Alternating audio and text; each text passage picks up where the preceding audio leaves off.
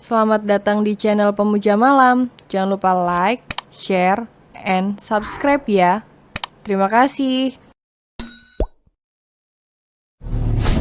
Chapter 9. Laki super bodoh. Seminggu kemudian, hai Momi Andara, makin cantik aja. Sapa Mentari saat mampir ke rumah Jeanara atas permintaan ibu satu anak itu. Baru sadar kalau sahabat lu ini emang cantik. Idih, mulai deh narsis. Ternyata gen narsis kalian emang sama ya, seloroh Mentari. Maksudnya, iya, nggak elo, nggak si Jerva, ternyata sama narsis. Putri Bunda Riri yang cantik ini jangan ikutin Momi sama Uncle Jerva ya. Cukup Momi dan Uncle aja yang narsis, oke? Ujar Mentari seolah berbincang dengan Baby Andara. Heh, enak aja ngatain gue narsis. Itu namanya bukan narsis, tapi percaya diri. Lagian wajar aja gue sama Jerva sama. Lah selama 9 bulan kami tumbuh bersama di rahim yang sama. Yang bedain cuma dia lahir duluan, baru gue. Terus dia laki dan gue perempuan. Sahut Jeanara, ada satu lagi beda kalian, J. Apa? Saudara lu itu kakunya udah kayak triplek dilaminating. Mama nyebelin juga. Sebel banget gue sama dia. Ujar Mentari bersungut. Sungut membuat Jeanara terbahak-bahak. Hati lu, jangan terlalu sebel sama saudara kembar gue, entar lu kepincut baru tahu rasa lu. Ledek Jeanara membuat Mentari memutar bola matanya jengah. It's so impossible, J. Tegas Mentari. Lagian lu harus bilang makasih lo sama saudara kembar gue itu. Ucap Jeanara ambigu. Bilang makasih, buat apa? Tanya Mentari bingung. Karena ini. Ucap Jeanara seraya menyerahkan amplop besar berwarna coklat padanya. Apa ini? Lihat aja, gue yakin, lu pasti senang. Tak mau berlama, lama penasaran, Mentari pun gegas membuka amplop coklat itu. Kemudian dalam hitungan detik matanya terbelalak sempurna saat melihat isi amplop coklat yang baru saja dikeluarkannya. Ini, ujar Mentari terbata. Yes, itu akta cerai lu. Kok bisa? Tanya Mentari bingung. Ya bisalah, kenapa nggak bisa? Jawab Jeanara yang sukses membuat mata Mentari berkaca-kaca. Jea, makasih banyak ya. Gue, Hicks, berhutang banyak sama lu. Lirih Mentari yang sudah memeluk tubuh sahabatnya itu. Udah, nggak usah nangis. Lagian gue nggak ngelakuin apa kok. Yang ngelakuin ini semuanya Jerva. Dia yang bantuin lu, jadi lu berhutangnya sama Jerva. Ucap Jeanara sambil tersenyum lebar. Membuat Mentari kini menganga tak percaya dengan otak yang sibuk menerka-nerka. Mengapa saudara kembar sahabatnya itu mau membantunya? Di siang yang cukup terik itu, tampak Septi dan Rohani begitu bahagia. Sebab mereka baru saja menikmati hari mereka dengan pergi ke salon. Dilanjut berbelanja menggunakan uang sisa membayar tagihan listrik dan air yang diberikan Erna. Dengan wajah berbinar cerah, mereka pun tiba di rumah. Setelah menghabiskan waktu hampir 5 jam di luaran sana. Namun, setibanya di rumah, dahi kedua wanita berbeda generasi itu mengerutkan dahinya bingung. Sebab melihat ada sebuah mobil Pajero Sport berwarna hitam terparkir di halaman depan rumah mereka. Mereka pun bergegas mendekati untuk melihat mobil siapa itu sebab mereka tidak mengenali pemiliknya. Setelah turun dari mobil, mereka pun bergegas menuju teras rumah mereka. Ternyata di sana ada 2 orang pria bertubuh besar. Dengan jaket hitam dan wajah garang sedang duduk sambil mengepulkan asap nikotin dari bibir merah. "Maaf, kalian siapa ya?" tanya Rohani tanpa basa-basi saat melihat kedua orang berwajah garang itu. Keduanya menoleh kemudian segera menjatuhkan puntung rokok mereka dan menginjaknya. Membuat kedua wanita itu menelan ludah. Wajah garang itu makin terlihat garang dan mengerikan saja. Apalagi saat kedua laki itu menatap tajam pada mereka. Makin menciutlah nyali kedua wanita itu.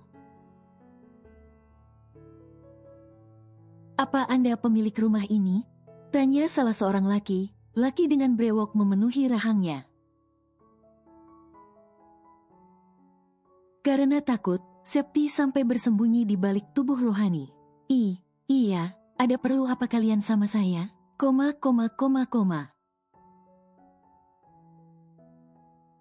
Tanya Rohani terbata dengan tubuh yang mendadak terasa panas dingin. "Baguslah, akhirnya kalian pulang. Kami pikir kalian sudah pindah dari sini." Kalau memang sudah pindah, artinya rumah ini akan segera disegel. Tapi, apa disegel? Seru Rohani dan Septi berbarengan. Salah seorang laki dengan mata setajam elang berdehem, membuat Rohani dan Septi segera menutup rapat bibir mereka.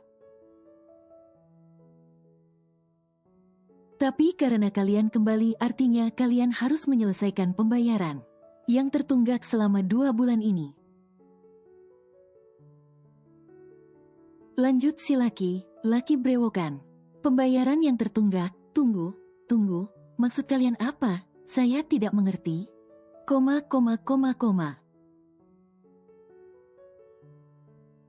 Tanya Rohani dengan dahi berkerut bingung. "Ya, pembayaran tertunggak. Rumah ini sudah 2 bulan tidak membayar cicilannya. Jadi kami minta kalian segera membayar cicilan tertunggak selama 2 bulan ini. Bagaimana?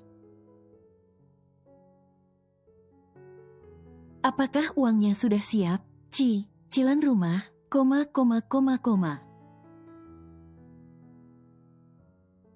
Beo Rohani dan Septi masih dengan wajah bingungnya, membuat kedua lelaki garang itu menatap heran. Lantas si laki brewokan menunjukkan surat penagihan pada Rohani. Di sana tertera detail pembelian rumah mereka yang seharga 500 juta secara cicilan. Dengan DP 125 juta dan tenor 10 tahun. Sedangkan besaran cicilannya adalah 6,5 juta per bulan. Dan periode pembayaran baru berjalan selama 4 tahun. Artinya mereka masih harus membayar 6,5 juta per bulan selama 6 tahun lagi. Sontak saja mata Rohani dan Septi terbelalak. Mereka baru tahu fakta kalau rumah itu masih dalam masa cicilan. Sebenarnya bukannya baru tahu, tapi lupa. Karena terlalu lama terlena dengan kenyamanan yang diberikan Mentari selama ini. Mereka lupa bagaimana hidup mereka dahulu. Dulu mereka sebenarnya memiliki rumah walaupun tidak sebesar ini. Namun, saat Sandi berkuliah di semester 4, ayah Sandi meninggal dengan meninggalkan banyak hutang. Alhasil, rumah mereka tergadai untuk membayar hutang tersebut. Kemudian mereka hidup mengontrak dan Sandi terancam putus kuliah. Di saat itulah Sandi berkenalan dengan Mentari di sebuah taman tak jauh dari kontrakan Sandi dan keluarganya. Hubungan mereka makin intens meski saat itu Mentari harus kembali ke Malaysia.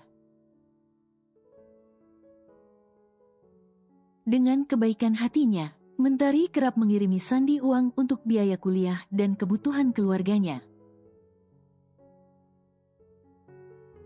Setelah tahun pertama pernikahan mereka, Mentari mengemukakan akan mengambil cicilan rumah untuk mereka. Tanpa menjelaskan secara detail berapa biayanya, Sandi hanya menyetujui dengan syarat tidak membebaninya. Segala pembayaran mereka serahkan pada Mentari, hingga akhirnya mereka lupa kalau rumah itu belum benar menjadi hak milik mereka.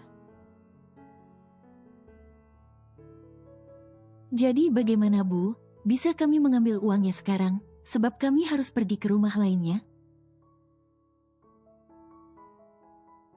Pinta laki bermata tajam dan bibir hitam itu. Kak, kami tidak punya uangnya, Pak. Jawab Septi ketakutan. Terpaksa dirinya yang menjawab, sebab ibunya terlihat masih begitu shock mendapati kenyataan itu. Kedua laki itu mendengus kemudian mengeluarkan surat peringatan. Kalau sampai bulan depan kalian menunggak lagi, maka siap saja angkat kaki dari rumah ini.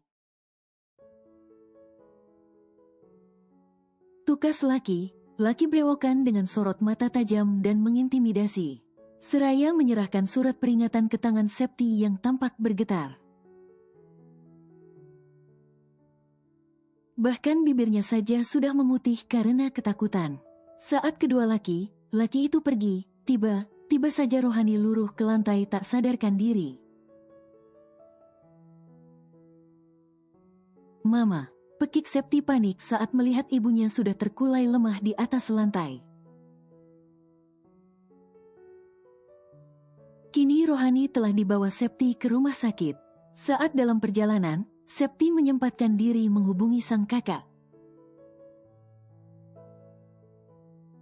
untuk mengabarkan perihal pingsannya Rohani di teras rumah mereka. Sandi tiba di rumah sakit tak berselang lama setelah tibanya Rohani dan Septi di sana. Mama kenapa? Sep, kenapa bisa tiba pingsan? Cecar Sandi yang begitu mengkhawatirkan keadaan ibunya. Mama kena serangan jantung ringan, ucap Septi pelan dengan kepala tertunduk lesu. Kenapa bisa? Tanya Sandi lagi. Kemudian Septi pun menjelaskan perihal datangnya petugas debt collector untuk menagih uang cicilan rumah mereka yang sudah menunggak selama 2 bulan. Terang saja, Sandi membelalakkan matanya. Ia pun baru ingat perihal rumah mamanya yang dibeli dengan cara mencicil. Sandi frustasi sendiri. Uang tabungannya sudah sangat menipis.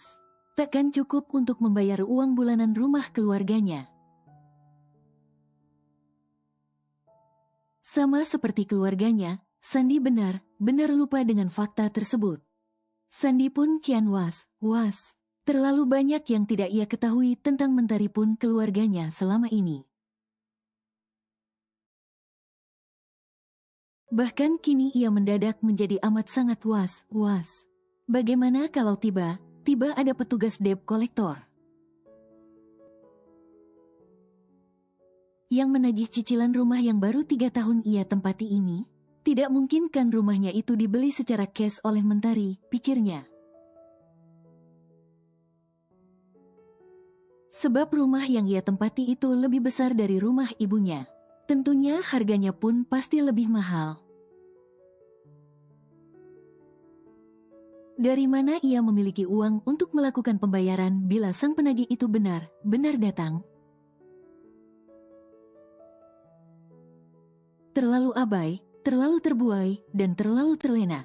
Hingga tanpa mereka sadari apa yang mereka nikmati selama ini adalah hasil kerja keras Mentari dari balik layar. Perlahan, ucapan Mentari yang akan menunjukkan siapa Benalu sebenarnya pun akan segera terlaksana. Dengan wajah lesu, Sandi memasuki kantor tempatnya mengais rejeki selama lebih dari 5 tahun ini. Ibunya yang masih dirawat dan tidak adanya uang untuk membayar tunggakan cicilan rumah ibunya ternyata cukup menguras beban pikirannya. Ingin meminjam dengan Erna, tapi Erna bilang ia tidak memiliki uang. Membuat Sandi kebingungan sendiri. Dari mana ia bisa mendapatkan uang sebanyak itu dalam waktu singkat?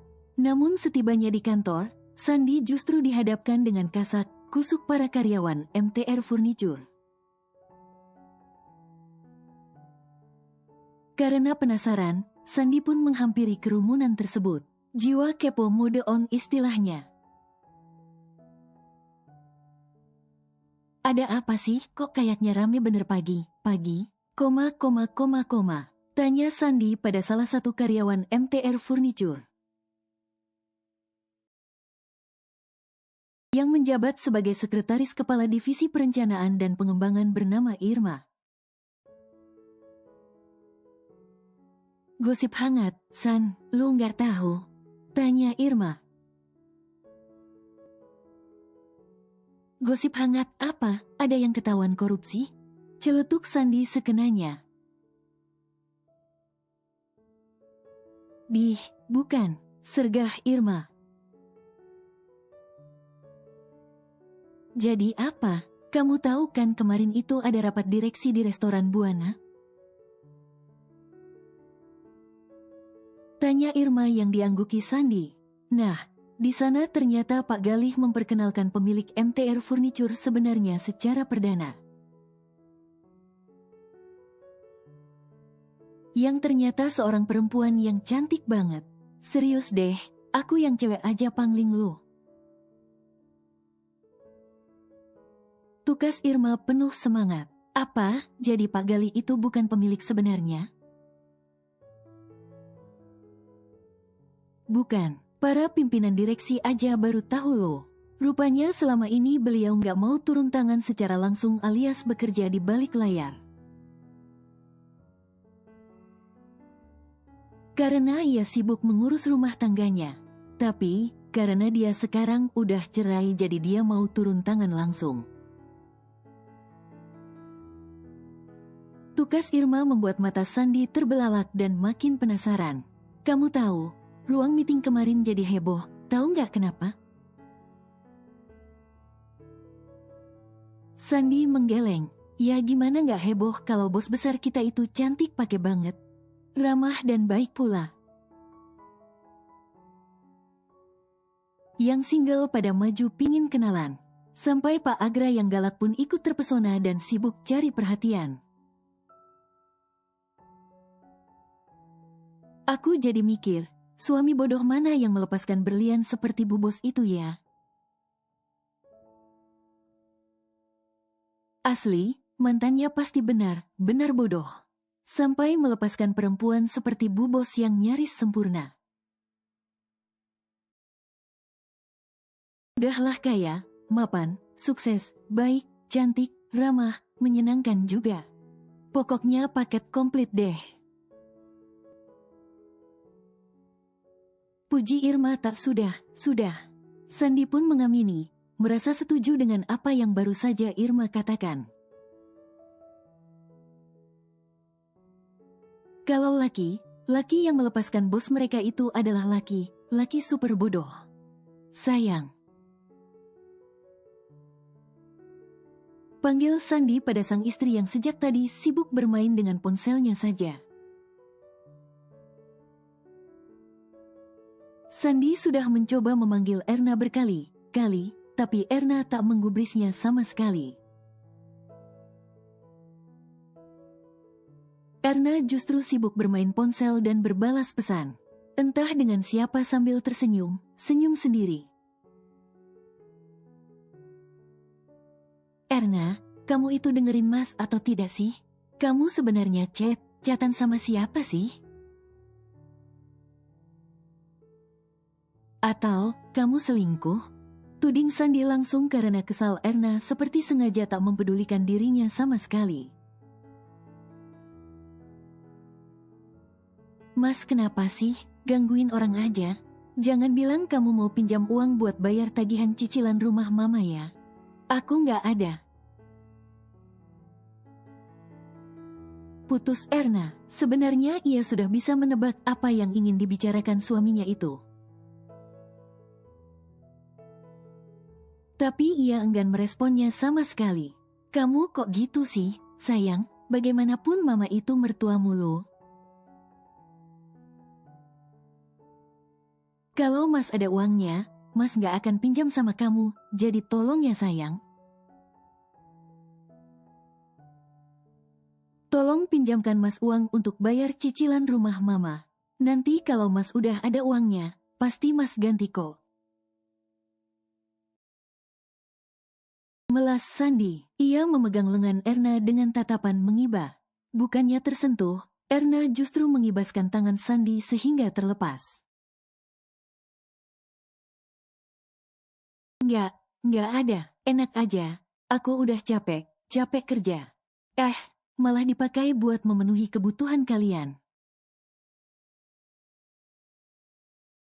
Kamu itu Mas ya, bukannya memenuhi kebutuhan aku. Malah sibuk mikirin keluarga kamu aja. Lagian kemarin kan aku udah kasih kalian uang, 9 juta loh, masa sekarang mau minta lagi? Emangnya aku ini mesin pencetak uang apa? Sergah Erna dengan wajah bersungut-sungut. Selama menikah saja, Sandi baru memberikannya uang 2 kali dengan total 2 juta. Tapi sekarang justru mereka mau meminta dengan jumlah yang lebih besar lagi. Erna, Mas mohon, tolong. Stop, sergah Erna sambil berkacak pinggang. Aku mau tidur, capek. Jangan ganggu aku. Cetus Erna yang sudah berdiri dan menjauhi Sandi yang tampak begitu frustasi. Ia mengacak rambutnya kesal campur bingung. Bagaimana mendapatkan uang untuk membayar cicilan rumah mamanya? Selain itu, ia juga bingung bagaimana cara membayar cicilan untuk kedepannya. Sebab tempo pembayaran cicilan rumah itu masih harus berlangsung selama 6 tahun lagi. Aku bisa gila bila terusan begini. Gumam Sandi frustasi. Kenapa nasibku gini amat sih setelah menceraikan Tari? Kenapa kehidupanku dan keluargaku jadi makin sulit? Padahal selama ini Tari terlihat santai aja dengan segala beban keuangan keluarga kami. Tapi kenapa baru 2 bulan dia pergi, semuanya jadi sangat kacau? Sebenarnya bagaimana cara Tari mengatur keuangan? Dari mana dia uang sebanyak itu? Untuk menutupi segala kebutuhan dan berbagai tagihan yang nominalnya sungguh tak terduga seperti ini?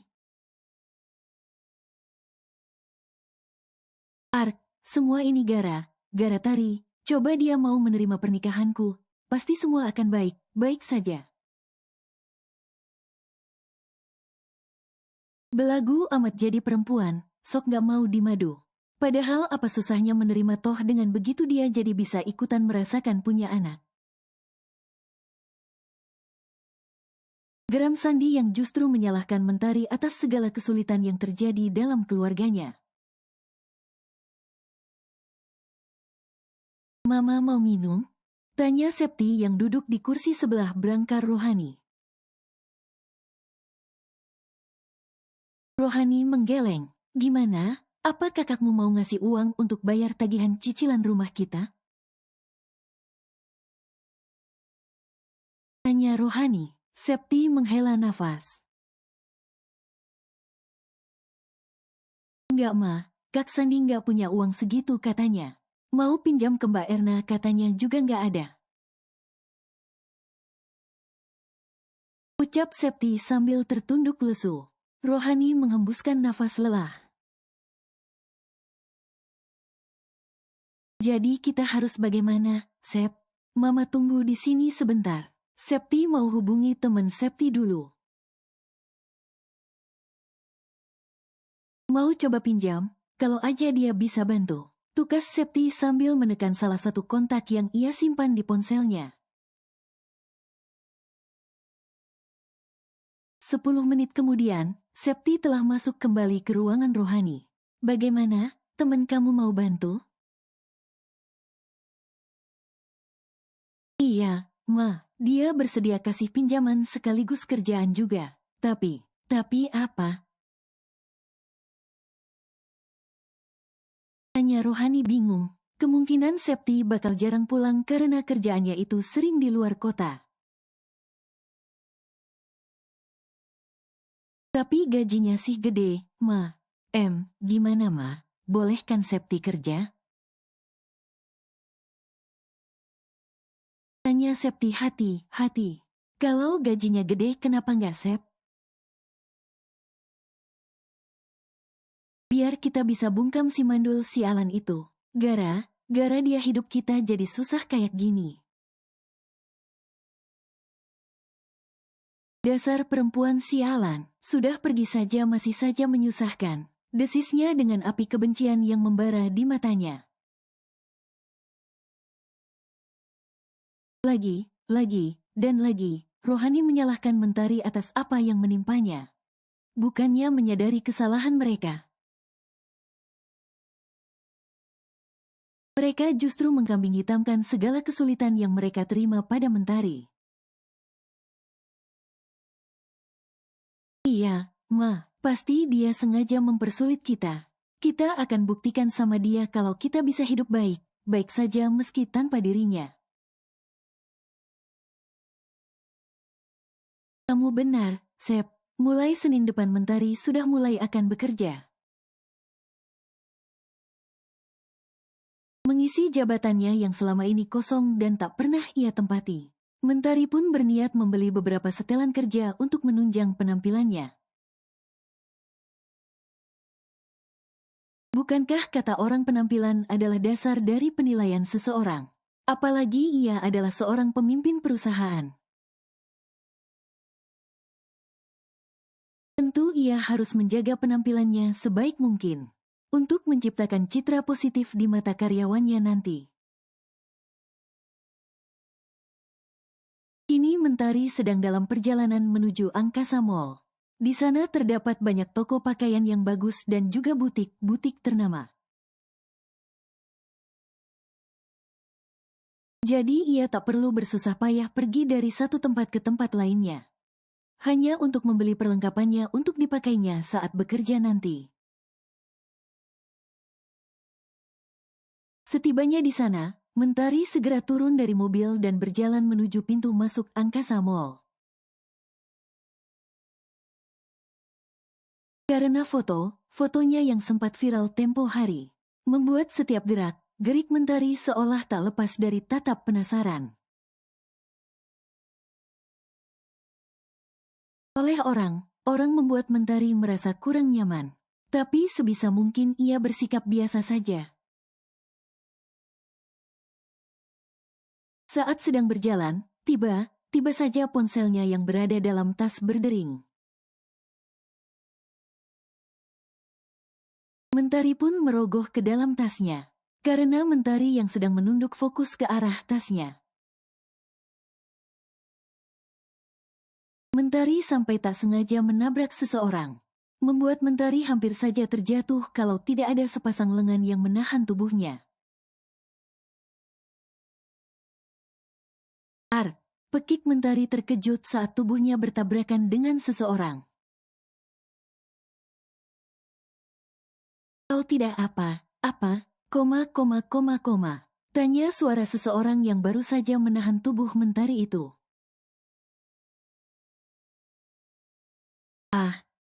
Jerva," seru Mentari saat kepalanya mendongak menatap seseorang yang berdiri menjulang di hadapannya. "Riri," seru laki yang lengannya masih bertengger di pinggang Mentari. Mentari yang merasa tidak nyaman dengan lengan Jervario yang masih memegang pinggangnya, lantas meminta Jervario segera menurunkan tangannya. Tanganmu."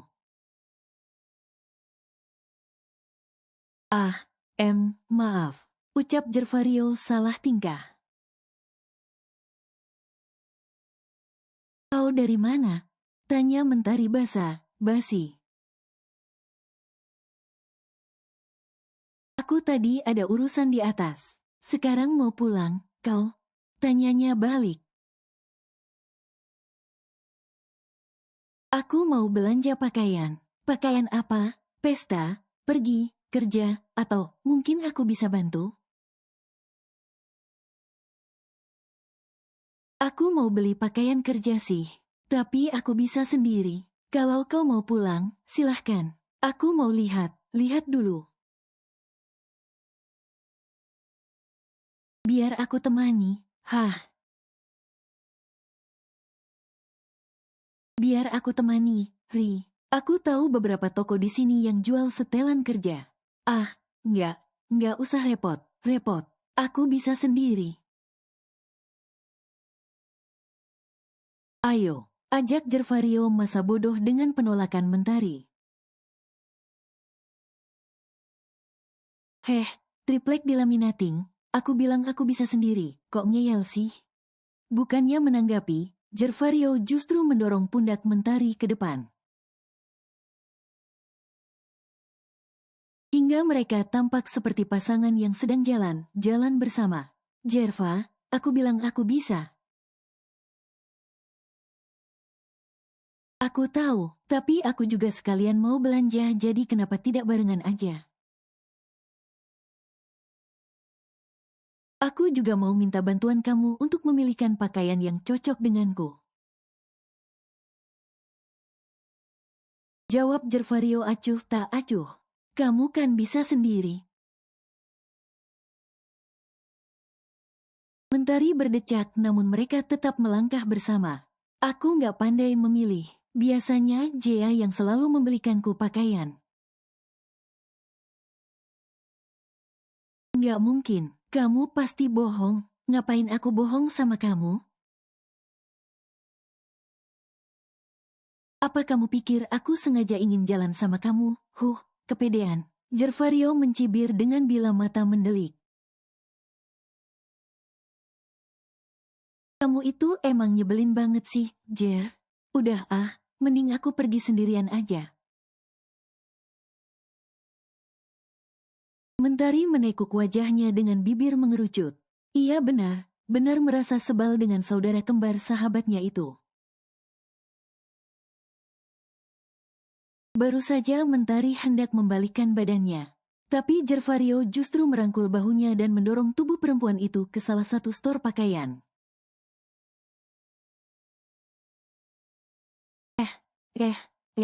Enak banget tangan ini nangkring sembarangan di pundak orang," protes Mentari. "Memangnya kenapa? Takut ada yang salah paham?" "Iya, kenapa? Entar pacar kamu salah paham gimana?" "Kenapa nggak ajak pacar kamu aja sih? Malas banget aku lihat kamu. Muka lempeng banget, senyum kayak pelit banget." Aku nggak ada pacar. Kalau kamu mau, aku masih buka lowongan kok. Astaga, dasar gila. Masa cari pacar kayak cari karyawan aja? Omel Mentari. Oh ya, kamu mau lihat aku senyum ya? Memangnya berani bayar berapa mau lihat senyum aku? Bisa makin gila aku ngomong sama orang kayak kamu, Jer. Mau lihat senyum aja pakai bayar. Harus dong, senyum aku mahal. Mau gratis aja aku nggak minat. Ketus Mentari sambil melirik sebal. Serius? Bukan serius lagi tapi 10 rius. Ketus Mentari. Bagaimana kalau kamu malah jatuh hati sama senyum aku? Impossible. Ketus Mentari cepat yang justru tanpa sadar membuat Jervario terkekeh. Sedari tadi ia menahan diri agar tidak tertawa karena merasa menyenangkan mengusili Mentari. Bahkan omelan Mentari terdengar begitu menyenangkan di telinganya. Entah sudah berapa lama ia tidak tertawa seperti ini. Bahkan untuk menarik sudut bibirnya saja ia kadang kesulitan. Tapi hari ini, padahal hanya dengan berdebat sesuatu yang unfaedah. Tapi justru terasa begitu menyenangkan. Mentari sampai melongo melihat Jervario tertawa untuk pertama kalinya. Sejak pertemuan pertamanya di kafe beberapa bulan yang lalu. Tutup mulutmu sebelum lalat memasukinya. Bisik Jervario tepat di depan wajah Mentari. Membuat perempuan itu tersentak dengan semburat merah di pipinya. Yang lagi membuat Jervario terkekeh. Mentari mencebikkan bibirnya sebal.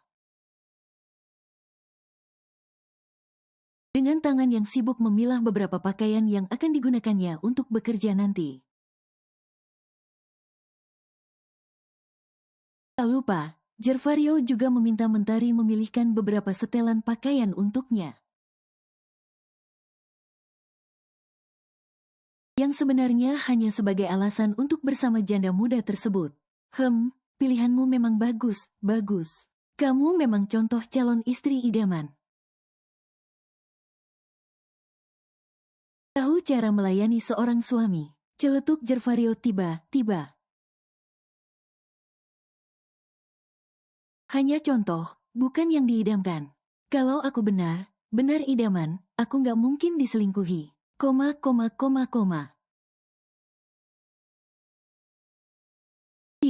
Tiba saja mood Mentari ambiar mengingat rumah tangganya yang kandas. Itu bukan karena kesalahanmu, tapi laki itu saja yang kurang bersyukur. Cetus Jervario. Tunggu, apa maksud kamu tadi? Tahu cara melayani seorang apa? Mentari baru menyadari ada kata ambigu yang diucapkan Jervario. Jervario yang tidak mau menjelaskan. Justru berjalan tergesa menuju kasir untuk melakukan pembayaran. Sandi yang sedang sibuk bekerja, tiba dihampiri oleh salah seorang staf dari divisinya. San, ada titipan buat lo. Apa? Seseorang itu mengedikkan bahunya. Nggak tahu, cuma ini tertulis pengadilan agama. Lu cerai sama bini lu? Kepo aja urusan orang. Sini. Sandi pun segera meraih amplop yang disodorkan salah satu rekannya tersebut. Kemudian Sandi membuka amplop itu dengan tergesa dan matanya seketika terbelalak. Ternyata isinya merupakan akta cerai antara dirinya dan Mentari. Wow, lu udah jadi duda aja ternyata. CK, CK, masih muda udah jadi duda. Kasihan. Ejek rekannya tersebut.